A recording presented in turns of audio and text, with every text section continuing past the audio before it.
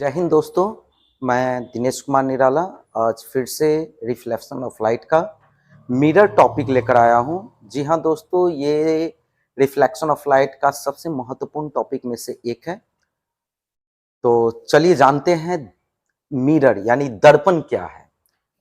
काफी बेहतरीन आपको आज का क्लास रहेगा। आज की जो टॉपिक है वो काफी बेहतरीन होगी सच में। तो दर्पण क्या है, तो सबसे पहले ये समझेंगे कि दर्पण बनाया कैसे जाता है।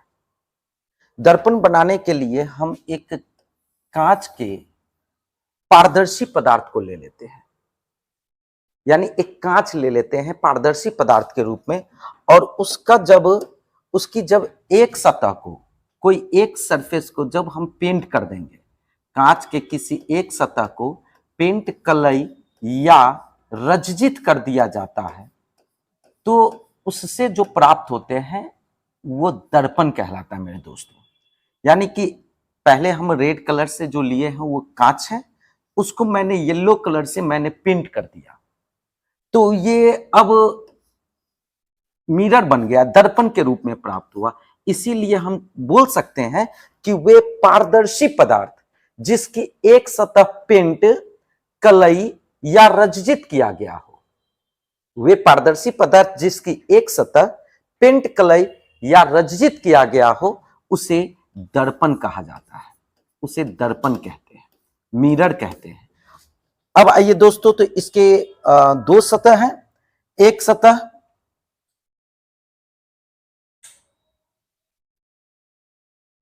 सतह है जो पेंट किया गया सतह होगा, उस सतह को कहते हैं पेंट कलई या रंजित किया गया सतह।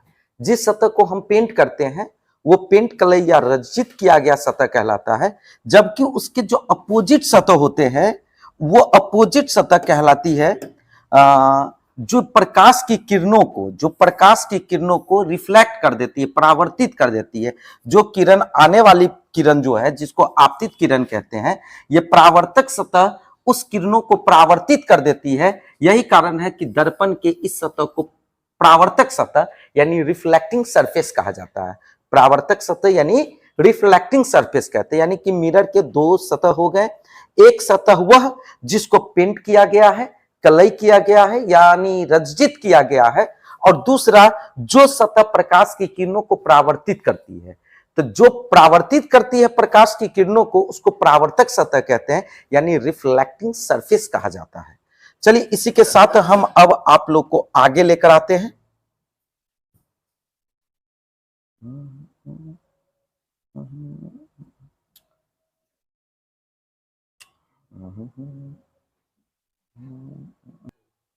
अब इसके प्रकार को जानेंगे। तो दर्पण के कुल 3 प्रकार हैं। फर्स्ट समतल दर्पण यानी प्लेन मिरर, सेकंड गोलीय दर्पण एस्फेरिकल मिरर, एंड थर्ड परवलयिक दर्पण पाराबोलिक मिरर। तो इसमें पहला टॉपिक है आपका समतल दर्पण। पहली टॉपिक क्या आ गई? समतल दर्पण। तो सबसे पहले समतल दर्पण, परवलयिक समतल दर्पण, प्लेन मिरर को समझेंगे। समतल, समतल शब्द से ही क्लियर है। सम मतलब समान, सम यानी समान, अतल यानी कि सतह। जिसकी सतह समान हो, जिसकी सतह समान होगी वो समतल दर्पण कहलाएगा। यानी वैसा दर्पण जिसकी दोनों सतह समान हो, ऐसे दर्पण को समतल दर्पण कहते हैं। और समतल दर्पण की सतह समान होने के कारण उसमें जो प्रतिबिंब वस्तु का प्राप्त होता है वो भी समान आकार का प्राप्त होता है।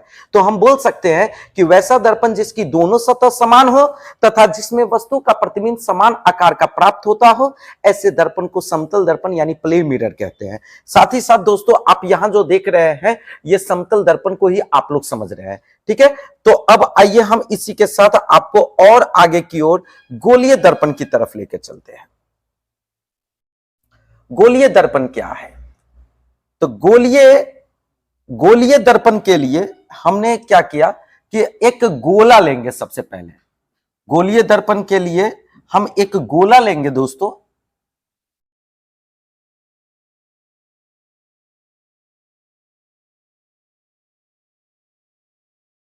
एक गोला ले लिए, गोला। और ये गोला कैसा गोला है? तो ये पारदर्शी गोला है, यानी इसको कह सकते हैं गोलीय पारदर्शी पदार्थ। गोलीय पारदर्शी पदार्थ। इस गोलीय पारदर्शी पदार्थ को आप लोग बुरा ना माने तो हम इसको टुकड़ा में बदलेंगे।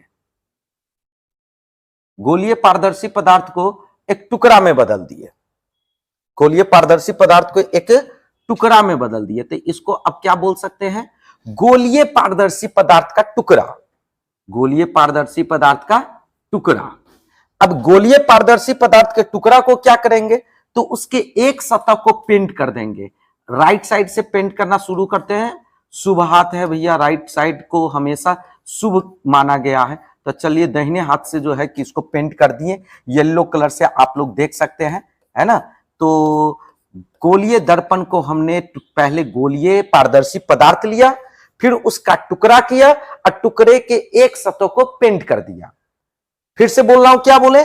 पहले मैंने गोलीय पारदर्शी पदार्थ लिया, टुकड़ा किए और उस टुकड़े के एक सतह को पेंट कर दिए। तो बोल सकते हैं कि गोलीय पारदर्शी पदार्थ का वह टुकड़ा जिसकी एक सतह पेंट, कलई या रंजित किया गया हो।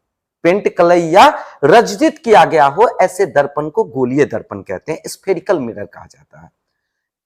गोलीय पारदर्शी पदार्थ का वह टुकड़ा जिसकी एक सतह पेंट, कलई या रंजित किया गया हो, उसे गोलीय दर्पण कहते हैं। गोलीय दर्पण देखने से आपको पता चल रहा है कि एक ऐसी दर्पण बन रही है जिसकी परावर्तक सतह धंसी हुई है। अब देख सकते हैं मेरे दोस्तों, और एक ऐसी दूसरी ऐसी दर्पण बन रही है जिसकी परावर्तक सतह उठी हुई है। तो जिस दर्पण की परावर्तक सतह उठी हुई होगी वो उत्तल दर्पण कहलाएगा, कन्वेक्स मिरर कहलाएगा। और जिस दर्पण की परावर्तक सतह धंसी हुई होगी वो अवतल दर्पण, कनकेव मिरर कहलाएगा। यानी वैसा दर्पण जिसकी परावर्तक सतह उठी हुई हो, उठल हो, वो उत्तल होगा, और जिसकी परावर्तक सतह धंसी होगी वो अवतल दर्पण कहलाएगा। No any doubt? मैंने क्या बोला है कि वैसा दर्पण जिसकी परावर्तक सतह उठी हुई हो उसे उत्तल दर्पण कहते हैं। और उत्तल दर्पण में वस्तु का प्रतिबिंब हमेशा वस्तु से छोटा प्राप्त होता है एवं विस्तृत दृष्टि क्षेत्र का निर्माण करता है, यानी दूर दूर तक के वस्तु को उत्तल दर्पण में आप देख सकते हैं। यही कारण है कि उत्तल दर्पण का उपयोग वाहनों के साइड मिरर के रूप में लगाया जाता है। आपको यह टॉपिक हम आगे बताएंगे कि उत्तल दर्पण का उपयोग वाहनों के साइड मिरर के रूप में क्यों किया जाता है। तो असल में उसकी सबसे खास वजह है कि उत्तल दर्पण में वस्तु का प्रतिबिंब हमेशा वस्तु से छोटा ही प्राप्त होता है और विस्तृत दृष्टि क्षेत्र का निर्माण करता है। तो यही कारण है कि साइड लेने और देने में सुविधा होती है, तो हम उत्तल दर्पण का उपयोग वाहनों के साइड मिरर के रूप में करते हैं। अब आइए, ये अवतल दर्पण है जिसकी परावर्तक सतह धंसी हुई आप लोग देख रहे हैं, यानी वैसा दर्पण जिसकी परावर्तक सतह धंसी हुई हो तथा जिसमें वस्तु का प्रतिबिंब हमेशा छोटा भी बनता हो, बड़ा भी बनता हो और समान आकार का भी प्राप्त होता, यानी तीनों तरह के प्रतिबिंब जिसमें प्राप्त होते हो, ऐसे दर्पण को अवतल दर्पण, कनकेव मिरर कहते हैं। कोई दिक्कत है क्या? एकदम क्लियर कंसेप्ट चल रहा है। इसी के साथ दोस्तों मैं अब आप लोग को लेकर आगे की ओर आता हूं।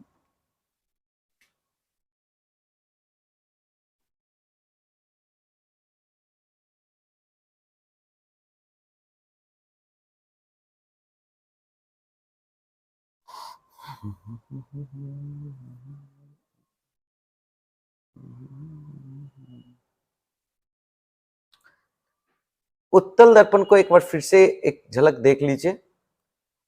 यहां उत्तल दर्पण को एक बार फिर से आपको हाईलाइट किया गया है। उत्तल दर्पण में है क्या कि वैसा दर्पण, उत्तल दर्पण है ना, तो वैसा दर्पण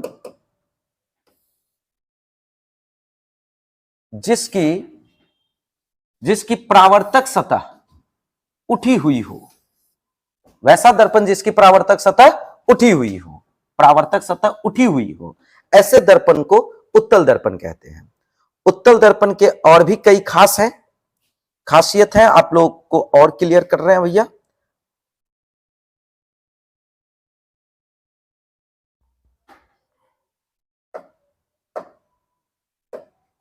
उत्तल दर्पण में वस्तु का प्रतिबिंब हमेशा वस्तु से छोटा प्राप्त होता है। उत्तल दर्पण में वस्तु का प्रतिबिंब हमेशा वस्तु से छोटा प्राप्त होता है एवं दूरस्थ दृष्टि क्षेत्र का निर्माण करता है। उत्तल दर्पण में हमेशा सीधा और काल्पनिक प्रतिबिंब बनते हैं। यानी कि वस्तु का जो भी प्रतिबिंब बनता है वो हमेशा सीधा बनता है और काल्पनिक प्रतिबिंब के रूप में प्राप्त होता है। उत्तल दर्पण को कौन दर्पण कहते हैं बाबू? अपसारी दर्पण कहते हैं, क्योंकि ये प्रकाश की किरणों को फैला देती है। उत्तल दर्पण को अपसारी दर्पण कहते हैं क्योंकि ये प्रकाश की किरणों को चारों तरफ फैला देती है। यही कारण है कि उत्तल दर्पण को अपसारी दर्पण कहा जाता है। मैंने बोला कि उत्तल दर्पण की परावर्तक सतह उठी होती है। दूसरा, मैंने आपको बताया कि उत्तल दर्पण में वस्तु का प्रतिबिंब हमेशा छोटा प्राप्त होता है। इसी के साथ मैंने आपको यह भी बताया कि उत्तल दर्पण में सीधा और काल्पनिक प्रतिबिंब बनते हैं तथा ये किरणों को चारों तरफ फैला देती है अपने फोकस से। यही कारण है कि उत्तल दर्पण को अपसारी दर्पण कहा जाता है। ठीक है दोस्तों, क्लियर कंसेप्ट चल रहा है? तो आगे बढ़ते हैं।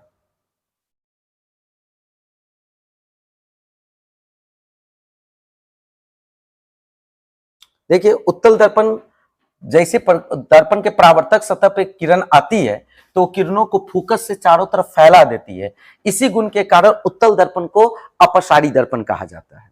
उत्तल दर्पण में मुख्य अक्ष के समानांतर आपतित प्रकाश की किरणों को फोकस से चारों तरफ फैला देती है। इसी गुण के कारण उत्तल दर्पण को अपसारी दर्पण कहते हैं।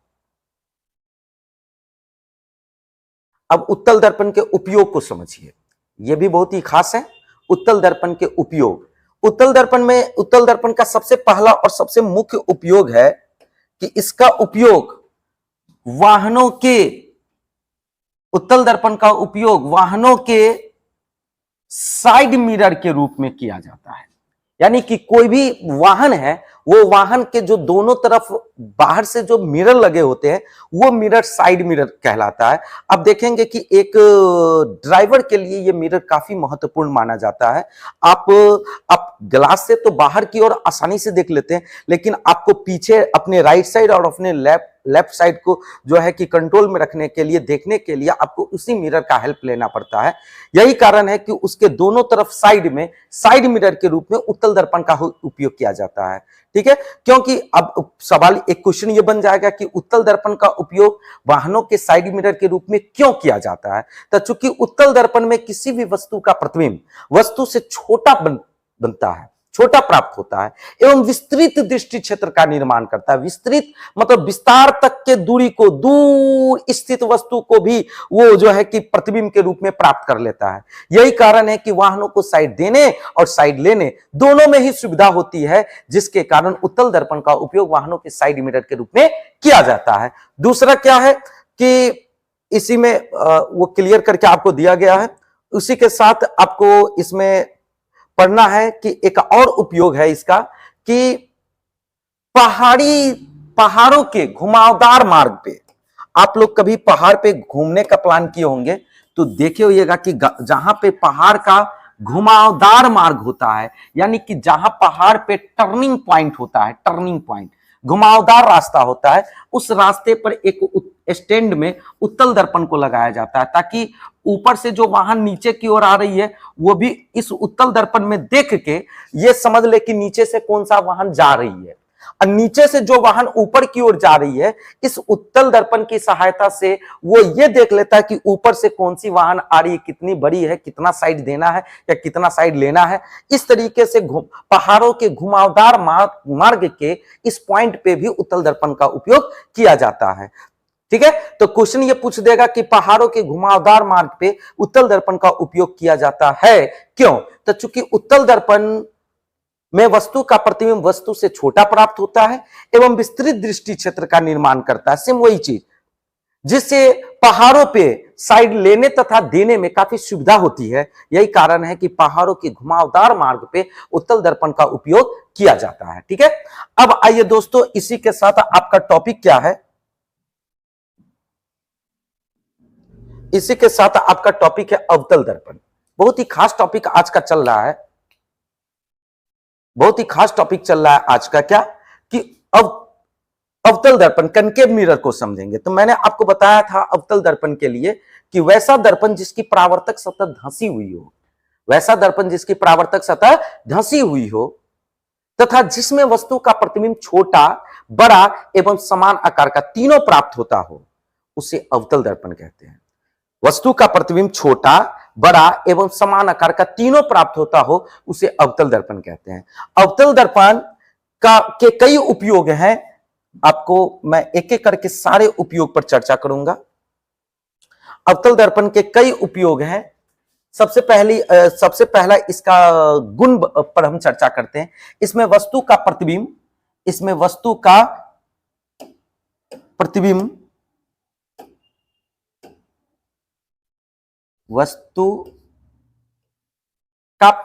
छोटा, बड़ा एवं समान आकार का प्राप्त होता है। याद रखिएगा, एक अवतल दर्पण ही है जिसमें वस्तु का प्रतिबिंब छोटा, बड़ा और समान आकार का तीनों तरह के प्रतिबिंब प्राप्त होते हैं। समतल दर्पण में मैंने समान आकार का बताया है, उत्तल दर्पण में वस्तु का प्रतिबिंब छोटा बताया है, और अवतल दर्पण में छोटा, बड़ा और समान आकार का तीनों बता रहा हूं, ठीक ना। अब इसी के साथ इसमें क्या है कि इसमें वस्तु का प्रतिबिंब सीधा भी प्राप्त होता है और उल्टा भी प्राप्त होता है, यानी दोनों तरह के प्रतिबिंब बनते हैं, सीधा और उल्टा। जो प्रतिबिंब सीधा होगा वो काल्पनिक प्रतिबिंब होंगे, और जो प्रतिबिंब उल्टा बनेगा वो वास्तविक। एक क्लास आपका वीडियो का केवल प्रतिबिंब के लिए बनेगा, जिसमें हम आपको प्रतिबिंब दो प्रकार के, वास्तविक प्रतिबिंब, काल्पनिक प्रतिबिंब, और दोनों के बीच का डिफरेंस, ये सारा क्लियर करेंगे, ठीक है। तो अब आइए बच्चों, मैं आपको बताऊं क्या कि इसमें वस्तु का प्रतिबिंब सीधा और उल्टा दोनों बनता है। इसमें वास्तविक और काल्पनिक दोनों तरह के प्रतिबिंब प्राप्त होते हैं, दोनों तरह के प्रतिबिंब प्राप्त होते हैं। अवतल दर्पण की एक खासियत क्या है कि यह प्रकाश की किरणों को एकत्रित कर लेती है एक बिंदु पे। यही कारण है कि अवतल दर्पण को अभिसारी दर्पण कहते हैं। अवतल दर्पण को कौन दर्पण कहेंगे?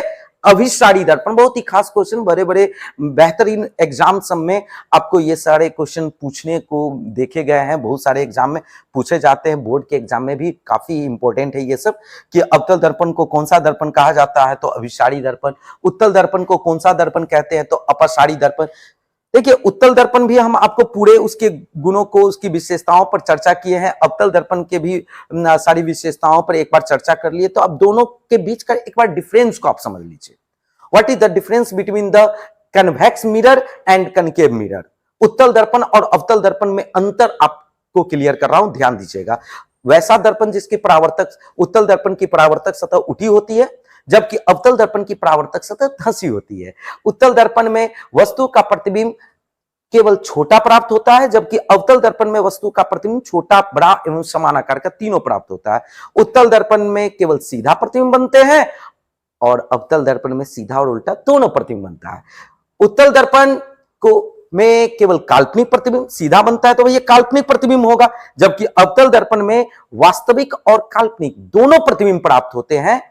उत्तल दर्पण को अपसारी दर्पण कहते हैं, जबकि अवतल दर्पण को अभिसारी दर्पण कहा जाता है। एकदम क्लियर कंसेप्ट चल रहा है दोस्तों? थोड़ी सी भी अगर डाउट है तो आप हमें कमेंट बॉक्स में बोल सकते हैं। इसी के साथ मैं आपको और बेहतरीन टॉपिक की ओर लेकर चलता हूं, इससे आगे। क्वेश्चन है कि अवतल दर्पण को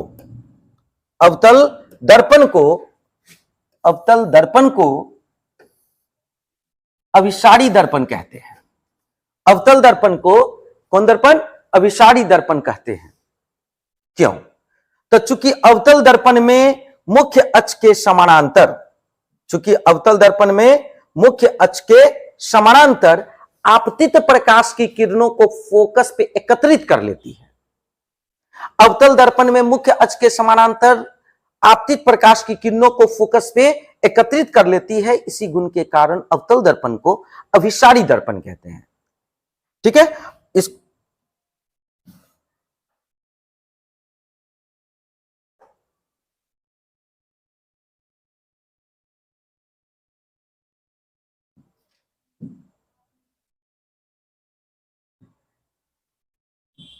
अब समझते हैं दोस्तों, जो अवतल दर्पण के लिए बहुत ही खास टॉपिक है, लजीज टॉपिक इसको कह सकते हैं अवतल दर्पण।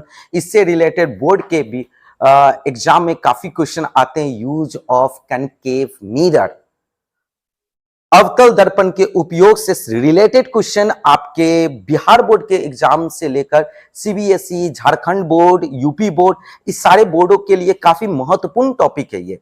तो चलिए एक एक करके समझते हैं और उसका उपयोग क्यों किया जाता है उसको भी डिटेल से समझते हैं। सबसे पहला आपको मैंने दिया है, पहला उपयोग वाहनों के हेडलाइट में। हेडलाइट तो आप लोग समझ रहे होंगे, जो वाहन का जो सबसे आगे का लाइट होता है उसको हेडलाइट कहते हैं। दोनों साइड का जो लाइट होता है, दोनों साइड का जो लाइट होता है उसको सर्च लाइट कहते हैं।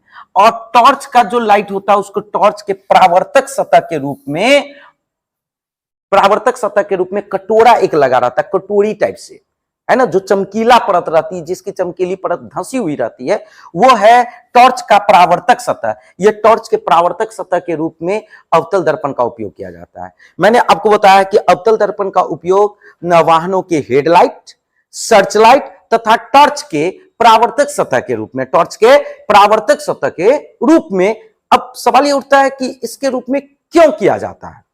तो चूंकि अवतल दर्पण को अभिसारी दर्पण कहते हैं, जो मुख्य अक्ष के समानांतर आपतित प्रकाश की किरणों को फोकस पे एकत्रित कर लेती है, जिससे दूर तक की वस्तुओं को आसानी से देखने में आसानी, सहायता मिलती है, काफी मदद मिलती है। यही कारण है कि वाहनों के हेडलाइट, सर्चलाइट एवं टॉर्च के परावर्तक सतह में अवतल दर्पण का उपयोग किया जाता है। दूसरा उपयोग इसका भी समझेंगे आप लोग, बहुत ही बेहतरीन उपयोग है इसके।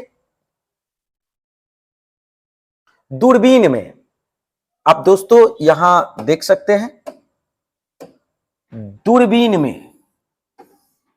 है ना, दूरबीन में अवतल दर्पण का उपयोग दूरबीन में किया जाता है। क्यों? तो लगभग इसका आंसर आप एक तरीके से आप समझ चुके हैं, आप भी इसको डाल सकते हैं कि दूरबीन का उपयोग क्यों किया जाता है। तो दूर के वस्तुओं को देखने के लिए किया जाता है।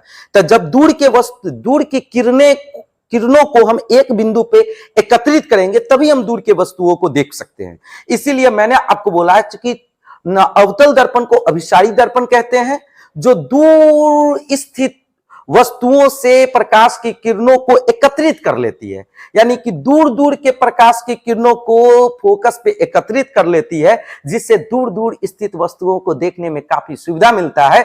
यही कारण है कि अवतल दर्पण का उपयोग दूरबीन में किया जाता है।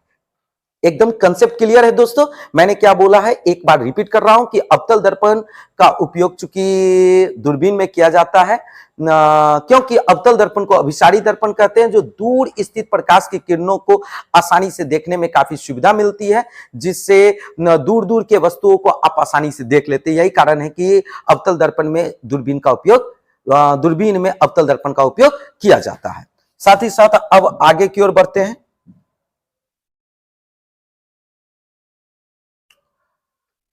सोलर कुकर में, सोलर कुकर, ये सोलर कुकर क्या है? तो एक ऐसा एक बर्तन होता है जो जिसके ऊपर अवतल दर्पण को डाल दिया जाता है। मेरे दोस्तों, अवतल दर्पण को एक बर्तन के ऊपर डाल दिया जाता है ना। ये अवतल दर्पण क्या करती है, इसमें एक बारीक छिद्र होता है, जिसकी मदद से इस पॉट के अंदर में अनाज को डाल के, है ना, और जब प्रकाश की किरण मुख्य अक्ष के समानांतर दर्पण पे आती है तो वो फोकस पे एकत्रित करके उस किरणों को अंदर लाने में ये मदद करती है। चूंकि सूर्य के प्रकाश में ये बर्तन को और दर्पण को दोनों को ही सूर्य के प्रकाश में डाल दिया जाता है। सोलर यानी कि सूर्य के प्रकाश से जो भोजन बनाने वाला जो बर्तन है, उस बर्तन को सोलर कुकर कहेंगे। तो वो सूर्य के प्रकाश में जब हम बर्तन में अनाज डाल के उसके ऊपर अवतल दर्पण की प्लेट लगाकर जब सूर्य के प्रकाश में डाल देते हैं, धूप में डाल देते हैं, तो वो क्या होता है कि अवतल दर्पण को अभिसारी दर्पण कहते हैं। ये मुख्य अक्ष के समानांतर आपतित प्रकाश की किरणों को फोकस पे एकत्रित कर लेती है, जिससे उसके अंदर बर्तन में उष्मा का मान काफी अधिक बढ़ जाता है और बर्तन में रखा हुआ भोजन पककर तैयार हो जाता है। अवतल दर्पण का उपयोग यही कारण है कि सोलर कुकर में किया जाता है। एकदम कंसेप्ट क्लियर? अब आगे की ओर बढ़ते हैं। हजामती दर्पण के रूप में, हजामती दर्पण के रूप में, वैसे तो हम लोग के क्षेत्र में हजाम भाई लोग जो भी है वो समतल दर्पण का उपयोग करते हैं, लेकिन असल में अगर अवतल दर्पण का उपयोग किया जाए तो काफी बेहतरीन उसका जो है बेनिफिट मिलेगा। क्योंकि अवतल दर्पण एक ऐसा दर्पण है जिसमें वस्तु का प्रतिबिंब दूरी के हिसाब से बदलता है। जैसे जैसे आप नजदीक आएंगे दर्पण के, वैसे वैसे प्रतिबिंब बड़ा बनता चला जाएगा, और जैसे जैसे दर्पण से दूर होंगे वस्तु का प्रतिबिंब छोटा दिखाई देने लगेगा। तो जब दर्पण के नजदीक होगा तो वस्तु का प्रतिबिंब बड़ा बनने से हजाम भाइयों को दाढ़ी, मूछ, बाल वगैरह बनाने में काफी सुविधा होगी। एक एक छोटी छोटी बारीकी चीजों को वो आसानी से देख सकते हैं, है ना। यही कारण है कि हजामती दर्पण के रूप में अवतल दर्पण का उपयोग किया जाता है। यानी हजामती, क्वेश्चन ये भी पूछ सकता है कि हजामती दर्पण के रूप में अवतल दर्पण का उपयोग क्यों किया जाता है। तो चूंकि अवतल दर्पण में वस्तु का प्रतिबिंब दूरी के अकॉर्डिंग बदलती रहती है। अवतल दर्पण में वस्तु का प्रतिबिंब छोटा, बड़ा एवं समान आकार का प्राप्त होता है, जिससे हजाम भाइयों को दाढ़ी, मूछ, बाल इत्यादि बनाने में काफी सुविधा होती है। यही कारण है कि अवतल दर्पण का उपयोग हजामती दर्पण के रूप में किया जाता है। अब एक और समझिएगा, डॉक्टरों द्वारा रोगियों के गले, नाक, कान की जांच करने में, डॉक्टरों द्वारा रोगियों के गले, नाक, कान की जांच करने में,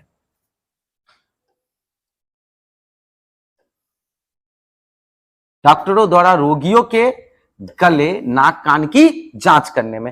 तो दोस्तों, हम लोग का जो गला, नाक, कान की जो इंटरनल भाग है वो कहीं ना कहीं अंधेरी भाग है।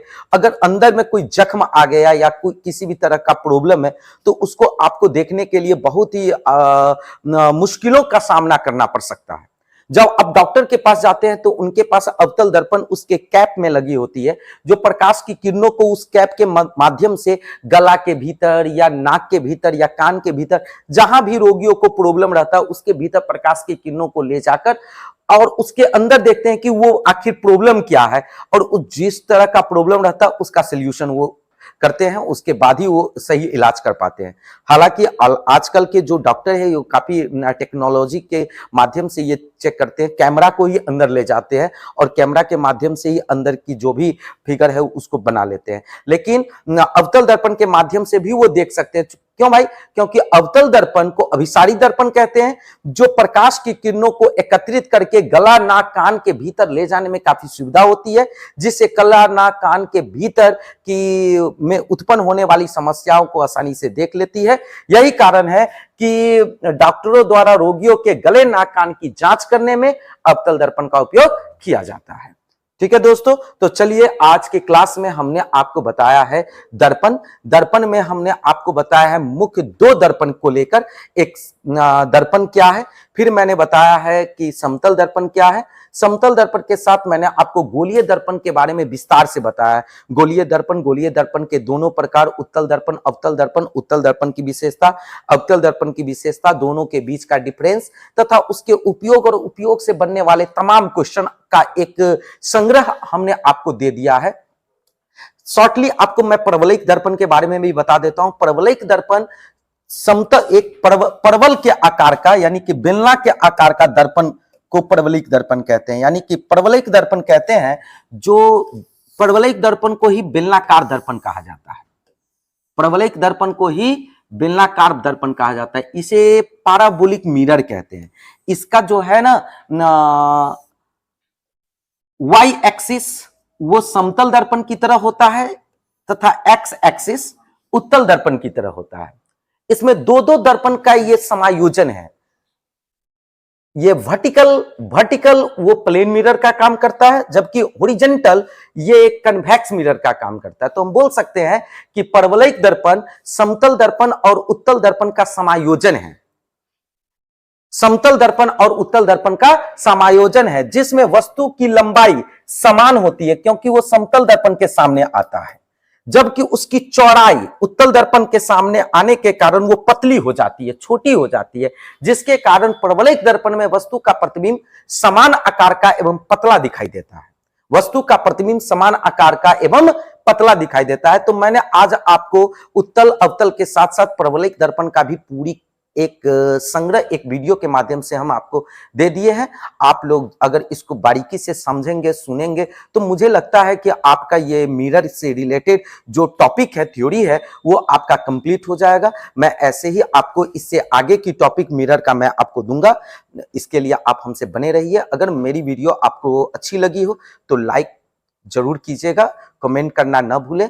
अगर आप मेरे चैनल को अभी तक फॉलो नहीं किए हैं, सब्सक्राइब नहीं किए हैं, तो प्लीज सब्सक्राइब कर लें और बेल आइकन को दबाना ना भूलें दोस्तों, क्योंकि बेल आइकन को अगर आप दबा देते हैं तो टाइम टू टाइम आपको नोटिफिकेशन मिल जाएगी, जो भी वीडियो हम आपके बीच आप लोग के बेनिफिट के लिए डालेंगे। तो जुड़ने के लिए बहुत बहुत धन्यवाद। Thank you so much. जय हिंद।